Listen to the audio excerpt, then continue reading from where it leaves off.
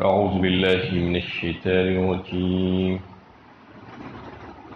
بسم الله الرحمن الرحيم. واضرب لهم مثل الرجلين جعلنا لأحدهما جنتين من أعناب وحففناهما بنخل وجعلنا بينهما زرعا. ان لوگوں کو دو شخصوں کا حال سناؤ، ان میں سے ایک کو ہم نے انگور کے دو باغ دیے اور ان کے گرد کھجور کے درخت لگائے اور ان کے درمیان میں کھیتی لگائی.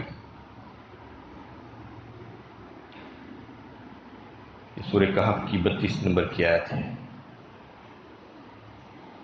اس سے گزشتہ آیتوں میں اہل جہنم اور جہنم کی ہولناکیوں کا تذکرہ، جو نافرمانی کرنے والے لوگ ہیں ان کے لیے کیسے عذاب اللہ تعالیٰ نے رکھے، اس سے ڈراوے ان کو دیے گئے، اور پھر اہل جنت فرمانبردار لوگوں کے لیے جنت اور اس کی نعمتوں کا تذکرہ، اس کی خوشخبریاں ان کے لیے پیش کی گئی. اب یہاں سے پورے ایک رکوع تک ایک واقعہ اللہ تعالیٰ پیش کر رہے ہیں. دو شخصوں کا واقعہ ہے، دو لوگوں کا واقعہ. مفسرین کی رائے ہے کہ یہ صرف فرضی مثال نہیں ہے بلکہ سچا واقعہ ہے. یہ دو لوگ آپس میں دوست تھے، قرابت دار تھے، اور ان کا تعلق قوم بنی اسرائیل سے تھا یا مکہ سے تھا.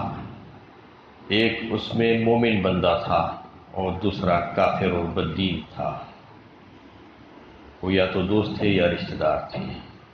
ان کی مثال اللہ تعالیٰ نے یہاں پر جو بیان فرمائی ہے وہ اس وجہ سے کہ اس دنیا کے فانی ہونے، اس کے عارضی اور اس کے ناپائیدار ختم ہو جانے کے تعلق سے لوگوں کو توجہ دلائی اور آخرت والی زندگی کی پائیداری اور ہمیشگی کے تعلق سے لوگوں کو بتایا گیا اس واقعے کے ذریعے سے کہ دنیا کی زندگی پہ فریفتہ مت ہو، یہ ختم ہو جانے والی ہے. یہاں کی ساری نعمتیں ختم ہو جانے والی ہیں، سب کے سب عارضی ہیں. یہاں کی جو کچھ بھی مل رہا ہے پتہ نہیں کب چھین لیا جائے، پتہ نہیں زندگی مہلت نہ دے.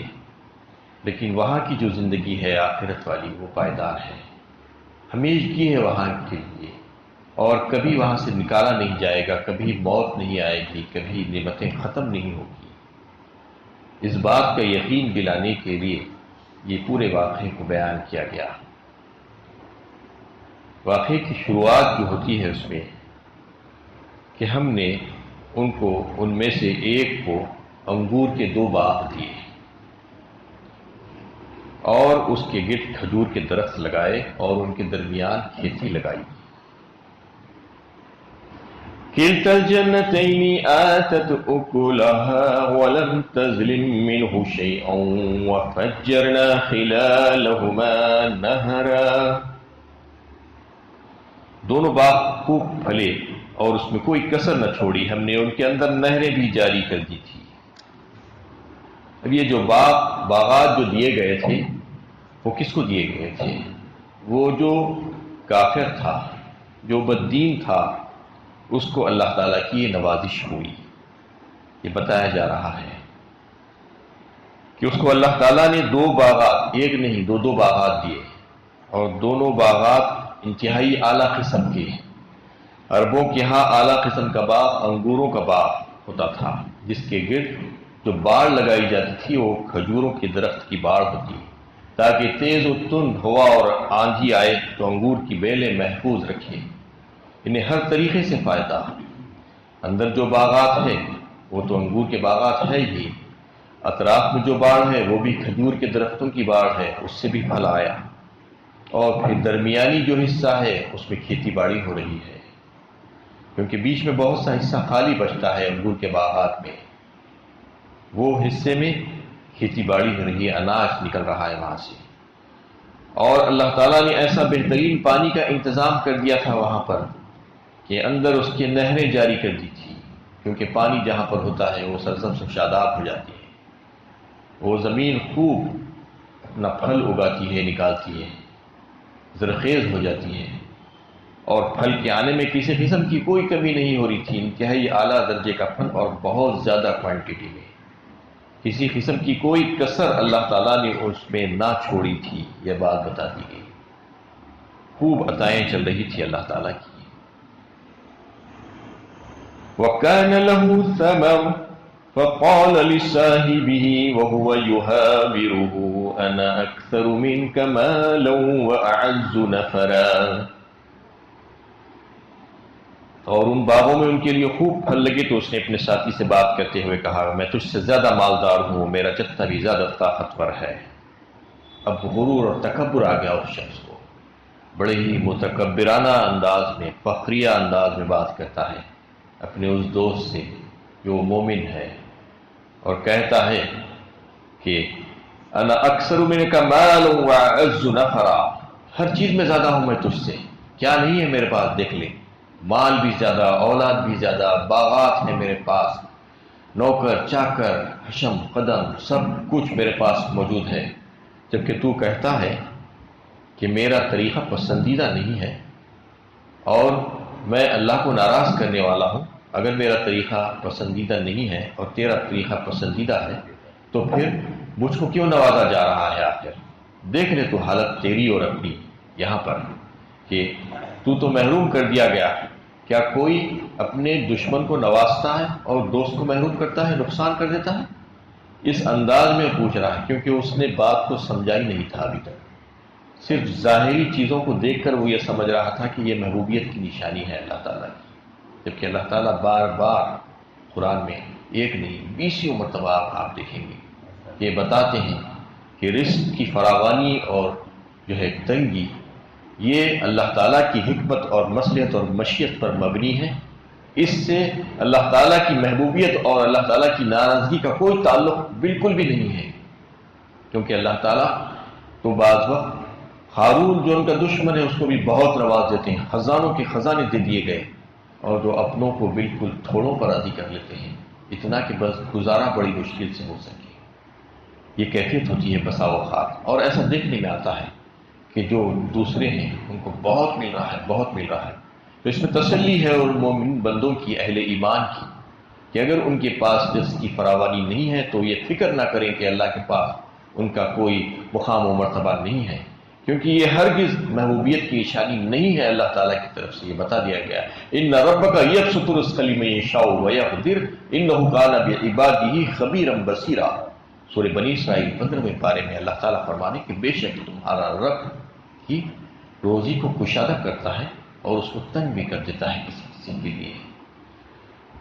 انہ کان بعبادہ خبیرا بصیرا، بے شک وہی ہے جو اپنے بندوں سے بہت باخبر اور دیکھنے والا ہے، اس کو سب کچھ معلوم ہے، سب خبر ہے، کس کو کتنا دینا ہے، کس کو کتنا نہیں دینا ہے، دینے کے بعد اس کے کیا فائدے ہوں گے، کیا نقصانات ہوں گے، وہ سب جانتا ہے، اس لیے بہت سے لوگوں کو نہیں دیتا ہے تاکہ وہ نقصانات سے بچ جائے، کیونکہ اگر اس کو مال مل جائے تو دیگر نقصانات آ جائیں، اس کا ایمان خراب ہو جائے، ہو سکتا ہے کئی ایک مصلحتوں کی بنا پر اللہ تعالیٰ اس کو روک دیتے ہیں۔ وَلَوْ بَسَطَ اللَّهُ رِزْقَ لِعِبَادِهِ لَبَغَوْا فِي الْأَرْضِ، فرمایا وَلَٰكِن يُنَزِّلُ بِقَدْرِ مَا يَشَاءُ إِنَّهُ بِعِبَادِهِ خَبِيرٌ بَصِيرٌ۔ سورہ شورى 25ویں پارے میں اللہ تعالیٰ فرما رہے ہیں اللہ تعالیٰ ہی جو ہے کر دیتے ہیں روزی کو کم اور زیادہ، وہ اگر چاہتے تو سب کو دے سکتے تھے، ان کے خزانوں میں کیا کمی ہے؟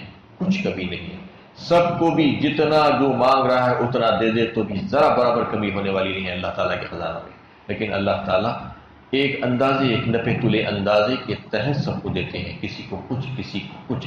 اگر سب کو دے دیتے تو بتا رہے ہیں کہ لبغوا فی الارض، وہ زمین میں فساد مچا دیتے، خوب گڑبڑ کر دیتے، سب کو مل جاتا تو کوئی کسی کی بات نہیں سنتا، کوئی کسی کا کام نہیں کرتا، کوئی کسی کا محتاج نہیں ہوتا، ہر آدمی اپنی جگہ بیٹھا ہوا ہوتا، یہ دنیا کے کاروبار نہیں چل سکتے تھے۔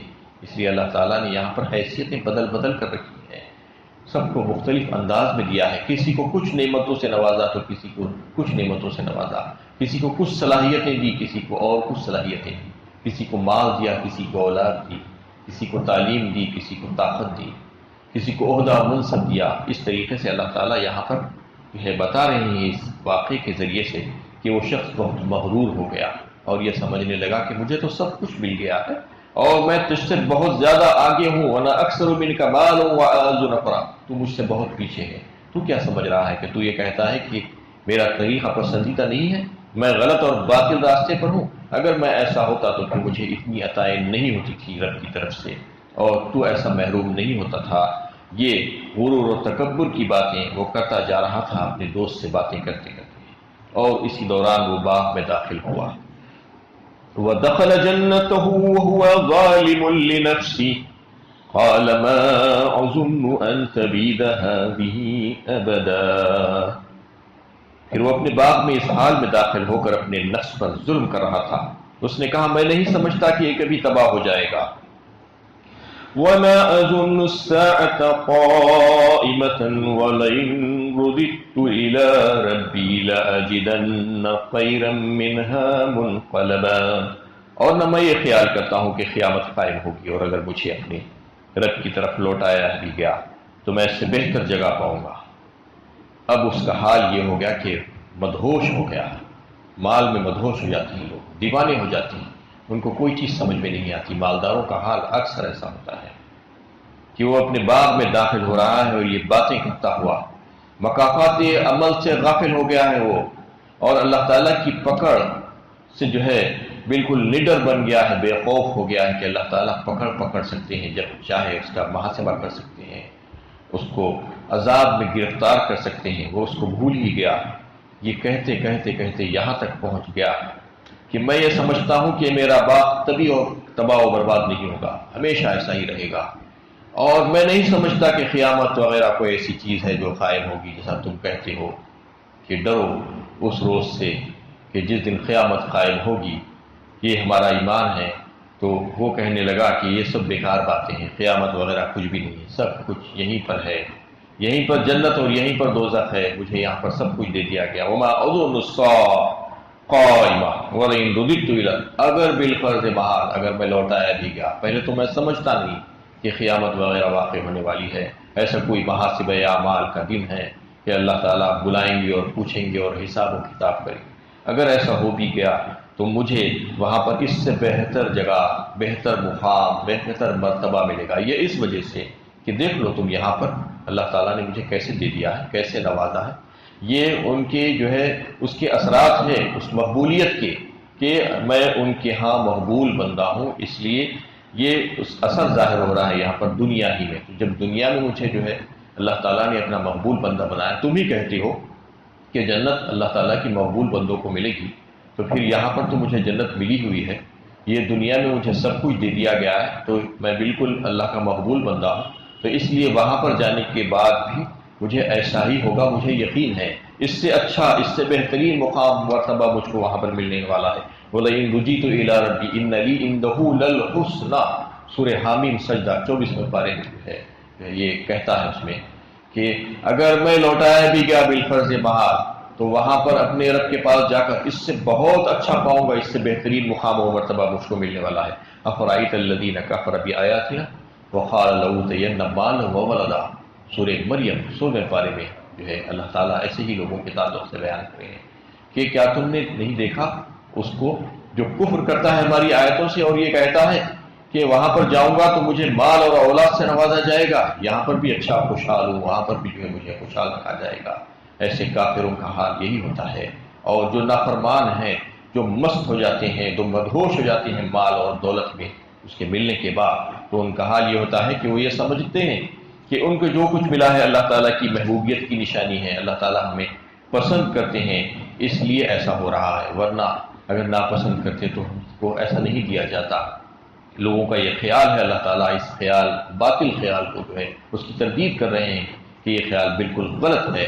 دنیا میں جو تقسیم ہوتی ہے وہ ان کے اعمال کی بنا پر نہیں ہوتی ہے، ہر ایک کو دیا جاتا ہے. اللہ تعالیٰ کی صفت رحمانیت کا ظہور ہے یہاں پر. جو نافرمانی کر رہا ہے اس کو بھی دیا جا رہا ہے، جو فرما بردار ہے اس کو بھی دیا جا رہا ہے. اگر اللہ تعالیٰ نافرمانی پر ہاتھ روک لیں اور نافرمانوں کو نہ دیں تو کوئی ایک پل بھی زندہ نہیں رہ سکتا یہاں پر، لیکن ہر ایک کو نوازا جا رہا ہے یہاں پر فرما برداری اور نافرمانی کا معیار نہیں ہے، بلکہ معیار تو آخرت میں ہوگا، وہاں پر جانے کے بعد اس بات کو جو ہے سامنے رکھ کر فیصلے کیے جائیں گے کہ دنیا میں تم نے کیسی زندگی گزاری تھی، وہاں پر وہ فیصلے ہوں گے، یہاں پر یہ نہیں ہے۔ اس لیے جو کوئی یہ سمجھتا ہے کہ اس کو جو مال اور اولاد اور سب کچھ یہاں پر مل گیا ہے تو اس کا مطلب یہ ہے کہ وہ اللہ تعالیٰ کا بہت محبوب ہے، یہ خیال اس کا غلط ہے۔ اس کے بعد اور مزید باتیں وہ اپنے دوست کے ساتھ کر رہا ہے، اس کا مومن دوست اس کو جو ہے کیسے کس طریقے سے نصیحت کر رہا ہے، کس طریقے سے تبلیغ کر رہا ہے، اس پورے واقعے کو اللہ تعالیٰ نے اس رکوع میں بیان کیا۔ انشاءاللہ اس پر کل گفتگو ہوگی۔ اللہ تعالیٰ سے دعا ہے کہ اللہ تعالیٰ ہمیں صحیح علم و عمل کی توفیق عطا فرمائے۔